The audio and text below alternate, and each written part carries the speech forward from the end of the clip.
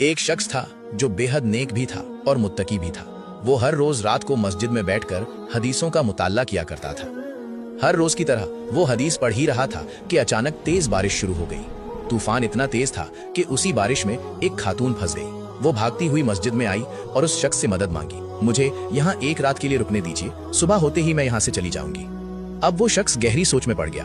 उसने दिल में सोचा, अगर मैं पनाह देता हूँ तो शैतान मुझे बरगलाएगा और खूब वसवसे डालेगा, और अगर पनाह ना दूं तो अकेली औरत है, कोई इसका नाजायज फायदा उठा सकता है या कोई मुसीबत आ सकती है।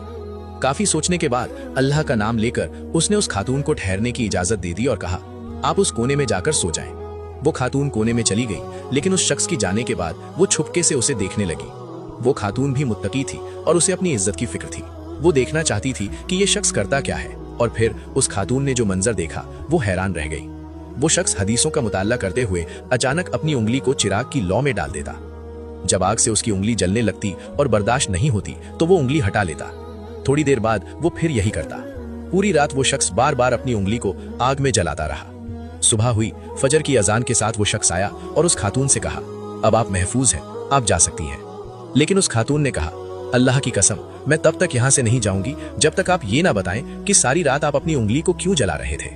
उस शख्स ने नजरें झुकाकर कहा, मैं नहीं बता सकता, ये मेरा और मेरे रब के बीच का मामला है। लेकिन खातून ने जिद नहीं छोड़ी। आखिरकार बहुत इसरार करने के बाद उस शख्स ने राज खोला और बताया, जब मैं हदीस पढ़ रहा था तो उस दौरान शैतान मुझे लगातार वसवसे डाल रहा था। वो कह रहा था, जिना कर ले, अकेली औरत है, किसी को कुछ पता नहीं चलेगा, कोई नहीं देख रहा, बस एक बार की तो बात है।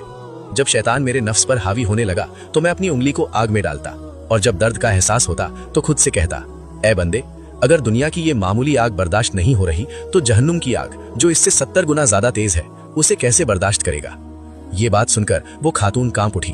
वो फौरन अपने घर गई। उसने अपने वालिदैन से जाकर कहा, मैंने एक बहुत मुत्तकी लड़का देखा है, अगर मैं निकाह करूंगी तो सिर्फ उसी शख्स से करूंगी। उसके घर वालों ने तहकीक की और खुशी खुशी उसका निकाह उस मुत्तकी नौजवान से कर दिया।